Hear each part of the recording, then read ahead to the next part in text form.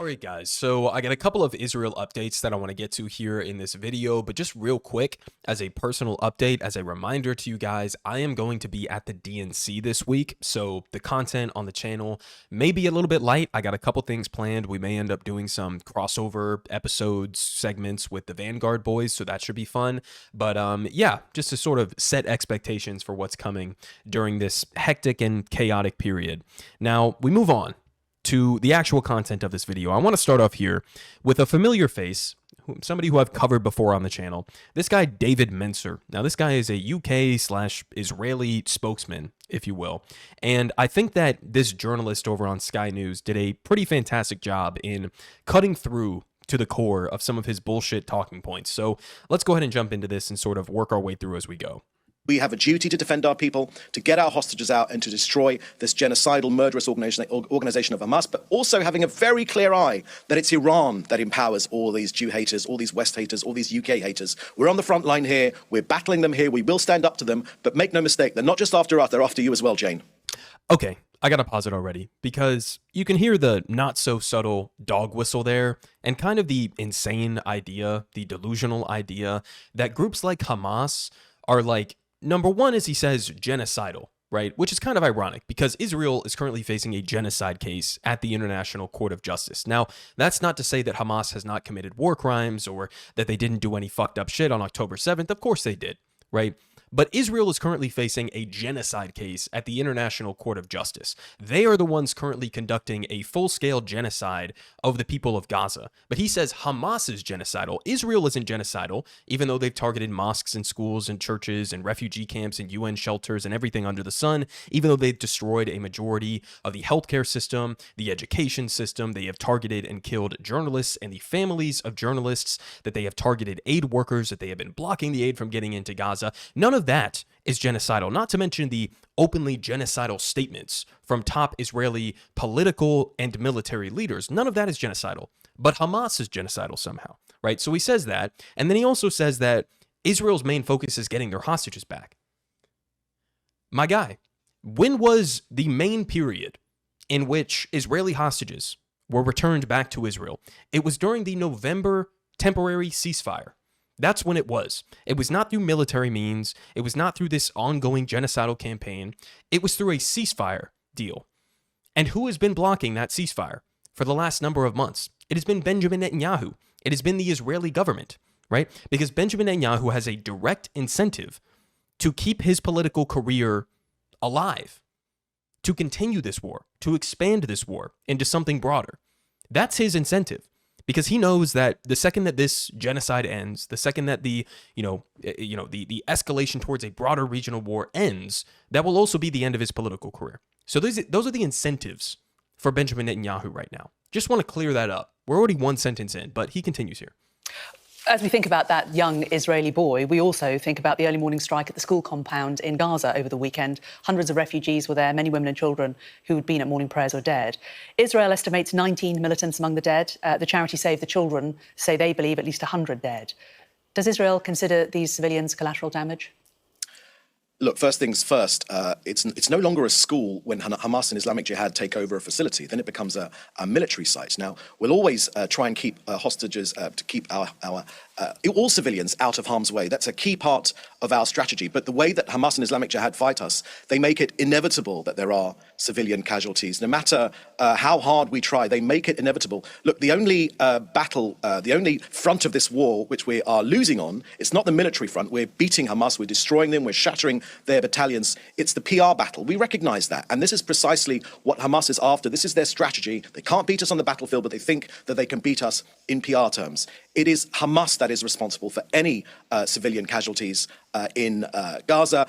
They're not upset that there are civilian casualties. They wish there were 10 times more because it's a key part of their strategy. We know that, but we're going after the terrorists. We're not going to stop until this genocidal organization is taken away from the leadership of Gaza to give Gazans a better future and us a better future living in peace here.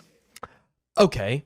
So first off, in terms of how much damage Israel has done to the Hamas militant wing, here from CNN, as of July 1st, right, so that's about a month and a half ago, only three out of the 24 major battalions were combat ineffective, meaning that they were destroyed by the Israeli military, according to the assessment by CTP and the ISW.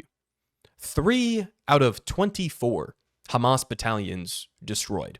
Does that seem like, as he was just claiming there, that they have been absolutely obliterating the Hamas militant wing, that they're just on the verge of victory, and if they can just blow up one more school, then somehow the mission will be complete? No, of course not. Now, in terms of his claim that Hamas is responsible for all of these civilian deaths inside of Gaza, that Israel is doing everything that they possibly can in order to avoid civilian deaths, but there's just nothing they can do about it because of Hamas. Guys, I want you to look at some of the images that have been coming out of Gaza. This is just a recent one, but we've been seeing this for months at this point. Here's an image. This is a UN convoy that recently made their way into Gaza, a delegation in the north. I want you guys to just look at the scenery as this convoy drives through this northern part of Gaza. Does this look like, to you guys, a targeted campaign against Hamas? Now, before October 7th, Israel was estimating that Hamas was comprised of about 30 to 40,000 militants. Now, Gaza is a place made up of about 2.2, 2.3 million people, half of whom are children. Israel has so far destroyed a majority of the housing in Gaza. Does this kind of level of destruction look like they're targeting Hamas? It would only make sense if Hamas, the 30 to 40,000 militants, were somehow able to occupy every single square inch of Gaza. That's the only way that you could possibly justify this level of destruction that we are seeing in videos like this. I mean, the notion that this has been some sort of a targeted war, the notion that this has been Israel desperately trying to avoid civilian casualties, who believes that at this point? Genuinely, who believes that at this point? But he continues. You seem to be dismissing the deaths of 81 people as a PR coup for Hamas. These are mothers, children, these are families, many of whom have been displaced from other parts of Gaza, who wouldn't have anywhere else to go, who very probably had very little choice about where they were able to get shelter, whether or not Hamas were using the same building. So, Jane, firstly, that's quite offensive to say that. But my point to you is that we released the photographs of 19 terrorists with blood on their hands, their names, their crimes, the organisation, and we targeted them and we defeated them. We used extremely precise intelligence. Our footage, and we've released this footage, shows very clearly there were no civilians in the area at the time of the blast. Look, we have That's to not wake what up. Save the Children say, Right. though, and they're also there on the ground. We need to have our eyes open on this. This is a PR battle which we're facing as well. You know, Hamas wants these images to be shown in the Western media. Our info is that we got these 19 terrorists. We're pleased about that because you know, the world's a better place without them. We can move on in our battle to but try what and about restore the other peace. 81 is my point. There aren't any 81. That's the truth of the matter. There aren't That is any not other. what charities are saying there. Right. So unfortunately, lots of people like UNRWA, which is also a charity, they actually participated. But this is Save the Children. This isn't UNRWA. So I This is don't know Save the about Children. Save the Children. But what I know is this is a PR battle. I've given you our intelligence. We know that 19 were killed. We're looking into if there were any other collateral damage, which of course we'll apologise for if that is the case. But what I'm telling you, I have not seen Israel apologize for a single fucking thing throughout the entirety of this genocide. So that, number one, is bullshit.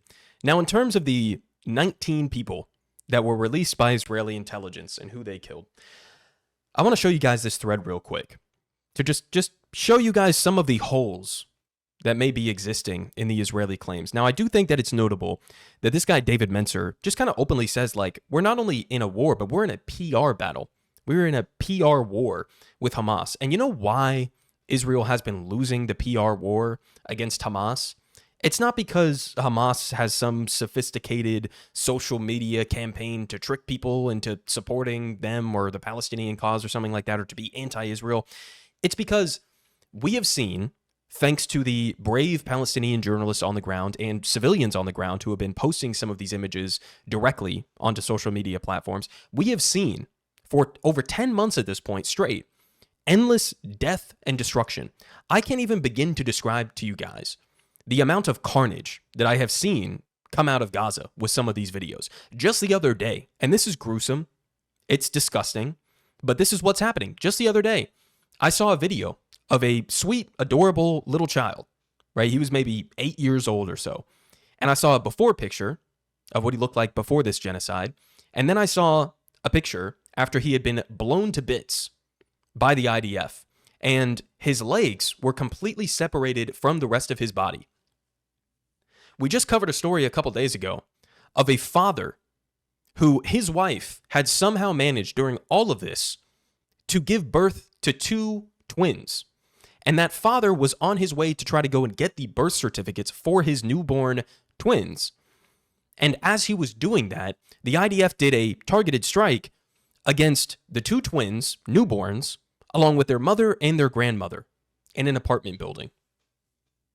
Like, the notion that you can just sit back and try to claim that Israel has not been targeting civilians, that Israel is doing everything in their power to avoid civilian casualties, that you are going to outright deny that in this recent strike on a school that was housing displaced Palestinian civilians, you're just going to straight up deny that there were any civilian casualties as a part of that. We have the fucking videos of the aftermath. We can see what it looked like directly.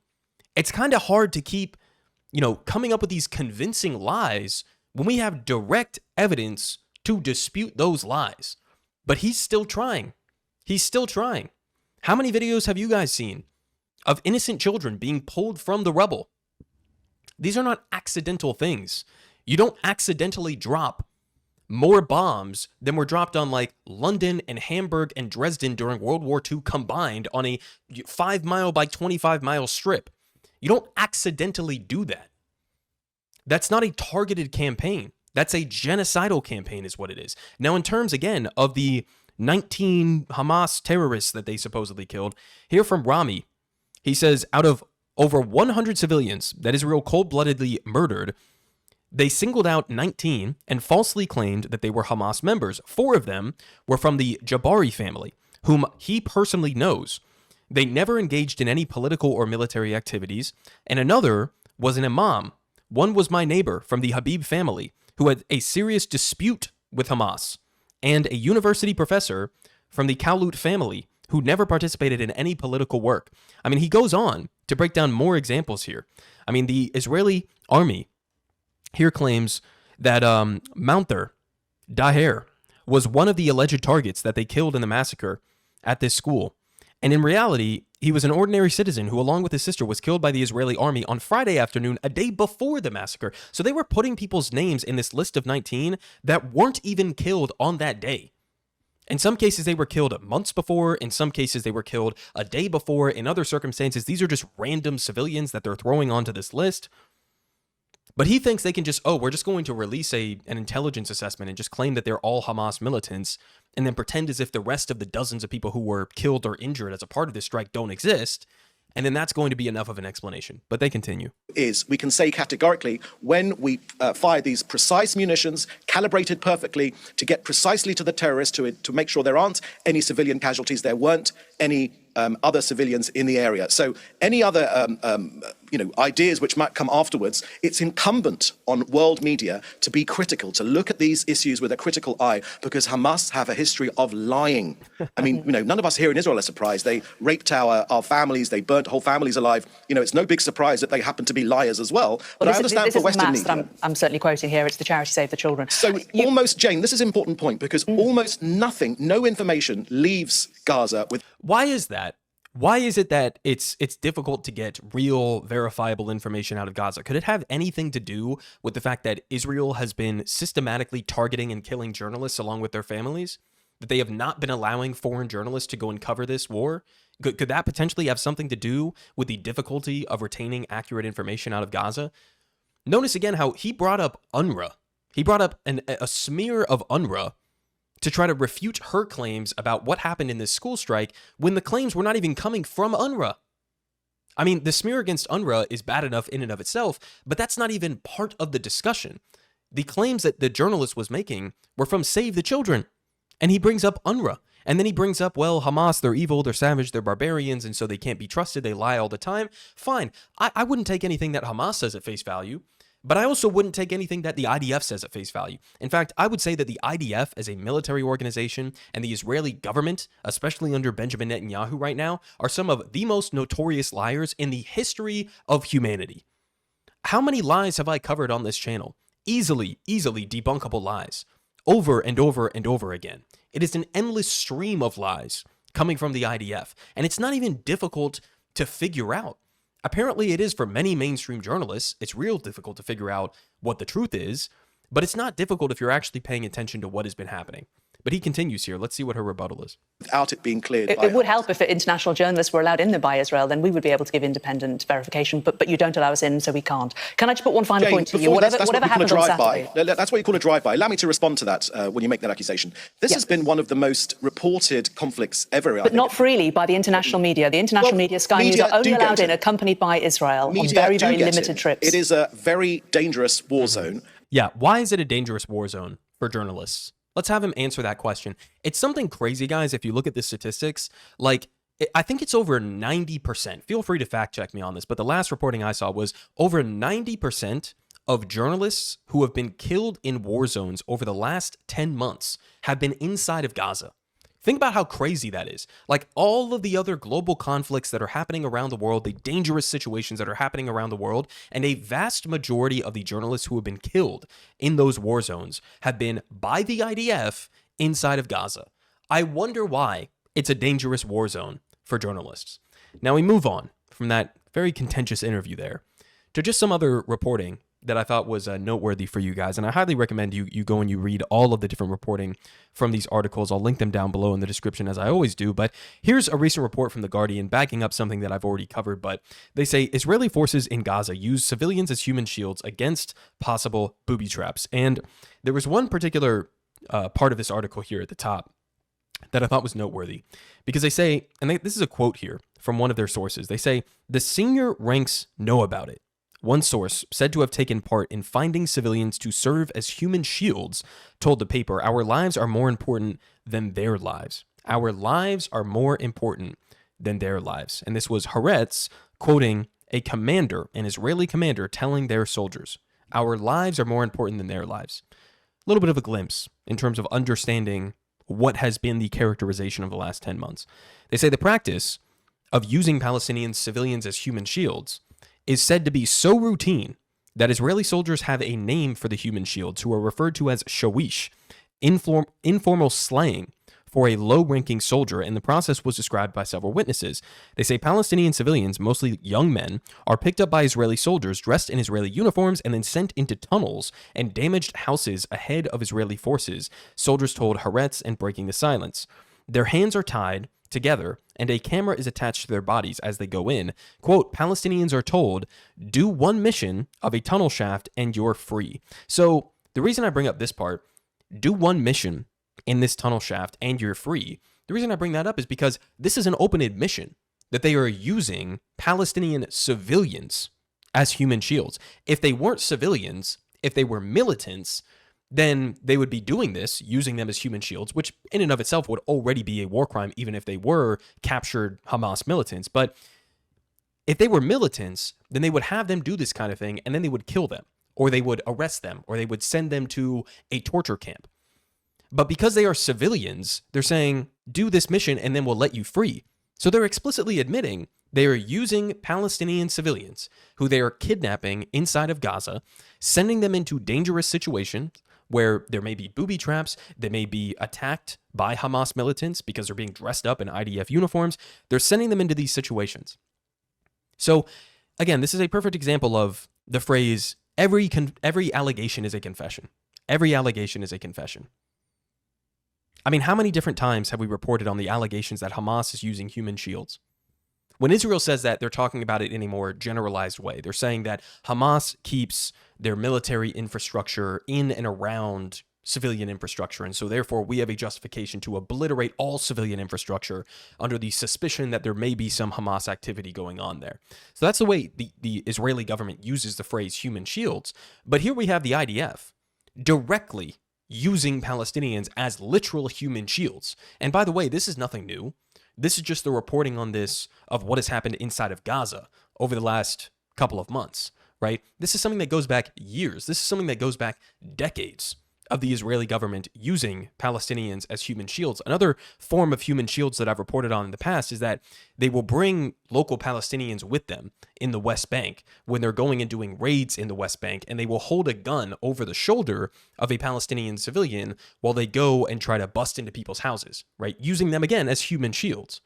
Every allegation is a confession. And the reporting there in terms of not thinking of these Palestinians as human beings, was also reported here by Haaretz. Now, I also reported on this before, so I'm not going to get into all of the details here, but I highly recommend you guys go and read this article, because what you'll see is that high-ranking Israeli military commanders are essentially outright telling the lower-ranking soldiers when they are bringing Palestinians to torture facilities like Steteman, where we've covered the multiple different forms of torture, the sexual abuse that has gone on at this facility. They tell the IDF soldiers, right? This is commanders saying this, to not view the Palestinians as human beings, that they are animals, okay? To not view them as human beings so that they can then justify subjecting them to inhumane forms of torture. This is a Israeli outlet that we're talking about here, guys. This is not some wild conspiratorial allegation. This is very well-documented, evidence-backed reporting here from an Israeli organization talking about widespread torture at this torture facility in the Israeli desert in the Negev, right? What does the U.S. have to say about this? What does the U.S. media have to say about this? Nothing? Nothing at all after the months and months and months of reporting on unproven allegations of widespread pre-planned sexual abuse on October 7th. Now you have nothing to say about this? Nothing. Okay. Now, we also had this, just as a mention here real quick. Again, the link will be down below if you guys want to go read the entire thing. But we had this Israeli-born genocide scholar who recently wrote this piece in The Guardian, and it was really well written. He sort of gets into his own background and how he ended up coming to this conclusion. But he says, I had become convinced that at least since the attack by the IDF on Rafah back in early May, it was no longer possible to deny that Israel was engaged in systematic war crimes and crimes against humanity, as well as genocidal actions. And credit to him for coming out and saying this. It's not the easiest thing in the world when you are an Israeli-born, scholar on these kinds of issues, but he's right. He's right. And listen, I thought it was a genocide well before the IDF went into Rafah. But after they went into Rafah, which let's just remember when that was a so-called red line from the Biden administration. Oh, don't go into Rafah. And then the red line became, well, don't do a major military operation in Rafah. And then they completely obliterated Rafah, displaced over 1 million people who were taking shelter down there. And then now there's no word on this, right? They just got to march in and completely obliterate Rafah. And so, it's not shocking that you would have genocide scholars, even Israeli-born genocide scholars, coming out and saying things like this. Of course. The goal was never to just do a targeted campaign against the Hamas officials that were responsible for October 7th and to get the hostages back. No, the goal from day one, when they openly said, we're going to cut off the fuel, the electricity, the water, when they started attacking the farmland and the water infrastructure, when they started attacking residential buildings and all of the rest, it was pretty clear from the beginning that their goal was to make life in Gaza uninhabitable. That was the goal, and they've largely succeeded in that goal, by the way. There are experts that are estimating that it will take decades, an entire lifetime essentially, to potentially have a chance at rebuilding Gaza. We're talking about decades just to clear the rubble and the unexploded ordinances that the IDF has left behind in Gaza. I mean, the level of destruction in Gaza in less than a year is completely unprecedented in modern history. It's completely unprecedented. Even if you go back to World War II, some of the most bombed out places are not even in the realm of conversation in what has happened in Gaza. Now, as a backup here, in terms of what the IDF has been doing inside of Gaza or inside of Rafah, this was a post. This was openly posted by an Israeli soldier who uploaded footage of them just wantonly destroying infrastructure inside of Rafah. And you can see that here in this video. Now, the caption that he had with his bulldozer just destroying a building for some reason, the caption was, "Not a single building will remain intact." Not a single building will remain intact. Again, does that sound like a targeted operation against Hamas? Doesn't sound like that to me. Now, I'll link this down below. I won't play it because we already covered it on the channel a few months ago or a few weeks ago, I think, at this point. But Mehdi Hassan and Zateo are out with a new documentary. The full version officially just released. I think you have to be a paid subscriber to Zateo to watch the full thing, but it's definitely worth it. This is their new documentary. It's called Israel's Real Extremism. And it's basically getting into, I've covered this on the channel so many different times, of the IDF posting their own war crimes on social media. And this is an entire, I think it's 40, 50 minute long documentary where they actually go and they interview some of these soldiers who have been posting some of these war crimes on their social media profiles, and they interview them about that, and they get into the backstory of that, and they ask them, how is this possible, and what do you think about the rest of the world thinking that this is grotesque and everything like that. And it's a really well-made documentary, really well shot, and they take all of these different, angles and footages from inside of Gaza and everything. And so highly recommend that you guys go and watch this this documentary here that's put together by Mehdi Hassan. But there you have it. I may have another video out later today if I can squeeze it in before I have to leave for the DNC. But yeah, I mean, the latest out of Israel is that potentially you have Anthony Blinken, who is heading to the region right now to work out some sort of a ceasefire deal. Is that actually going to happen? I have my doubts, right? We've seen what Israel has done in terms of sabotaging the ceasefire negotiations for months and months and months at this point. I mean, they just recently literally assassinated the top negotiator on the Hamas side, Ismail Haniyeh, inside of Iran, further escalating tensions with Iran at the same time that you're sabotaging ceasefire negotiations. So we'll have to see how it plays out. I hope to God, I really do, that there is some sort of a successful breakthrough and that all of this death and destruction and carnage can end. I won't keep my hopes up, but in the meantime, we're going to keep staying on top of this. Politic guy has the best politics. Believe me, no one does it like him.